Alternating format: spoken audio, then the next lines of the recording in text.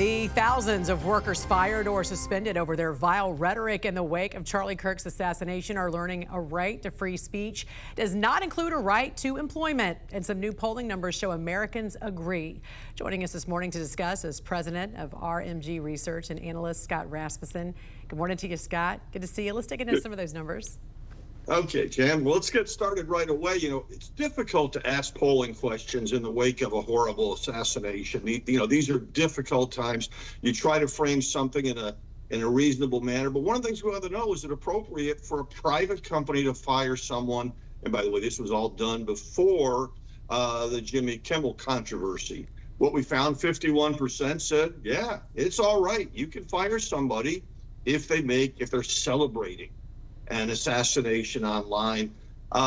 This is a clash of two core values. People think you should have consequences for your words. On the other hand, there's a little bit of a sense that sometimes that might be an excuse to silence political views. And in the current moment, it's Democrats who are feeling that. And it's a very different story, Scott, when you break this down by party, because 80% of GOP voters who feel the same, right? They feel that, yes, it is appropriate to fire somebody if they say that online, if somebody says that they are celebrating an assassination online. But it's a very different story when it comes to Democrats. In fact, let's pull up that poll right now. 27% of Democrats say no, and you've got 32% of independents that also say yes. What I think is interesting about these numbers, though, are the ones who still are not sure. Yeah, I think that's the kind of the cognitive dissonance of the moment. On the one hand, a lot of people, Democrats and independents, in a different moment would say, of course, it's appropriate to discipline someone who's done that. But right now, they're hearing this in the sense that a lot of their friends perhaps are getting fired, or they know of people. And you got to remember, we hear different news. Even on as basic a question about this whole situation, we asked after the funeral whether Erica Kirk, the most powerful moment of the entire day, had forgiven the unforgivable, the man who murdered her husband. Republicans far more likely to be aware of that than Democrats because of the news sources we consume. So Democrats, when they hear some of these questions, are just saying, I'm not quite sure. And when we narrow it down even further from that question, you asked, should reporters or public officials be fired if they celebrate an assassination on social media? And these results are not as surprising because elected leaders and those who get paid by taxpayer dollars are held obviously to a different standard, as are those who report on those elected leaders. Let's take a look at these numbers right here. With 59% who say yes, so that's a little bit higher than just if you include everybody with any kind of job, 28% who say no, and 13% still not sure. And let's break this down by party, Scott. Yeah, well, we see the same divide, and the reason we see a similar divide on this is because if I told a Republican, Democrats believe water is wet, the Republicans are going to disagree.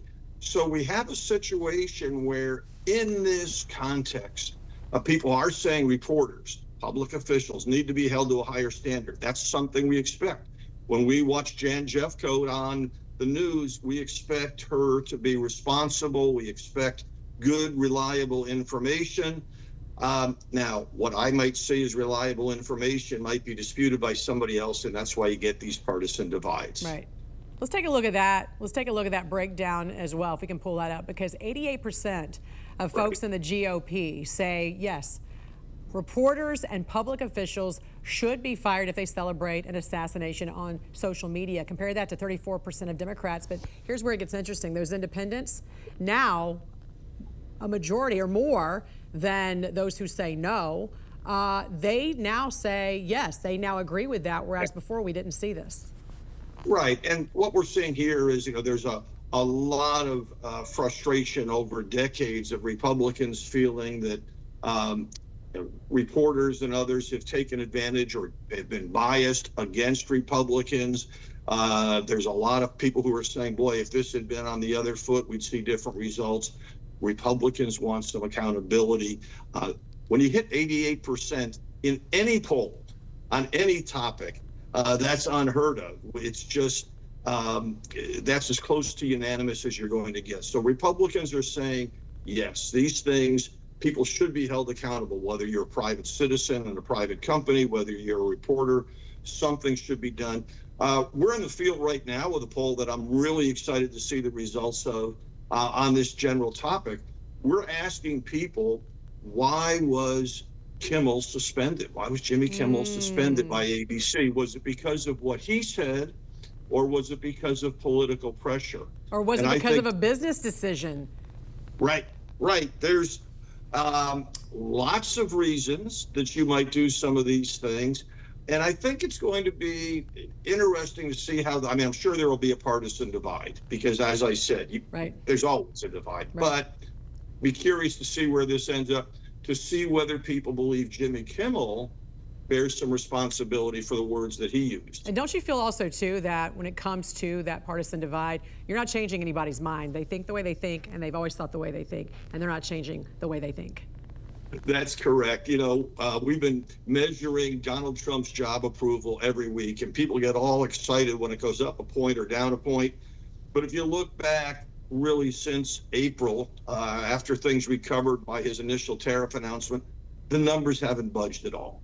People are set. The biggest challenge heading into the midterms the Republicans will face is that heading before the events of the last couple of weeks, Democrats were much more fired up about getting out to vote. Not quite sure what the recent events will do to that, but we're also finding out about that, testing that in the field right now. President of RMG Research and analyst Scott Rasmussen. Always a pleasure to see you, sir. Good to see you. Good to see you.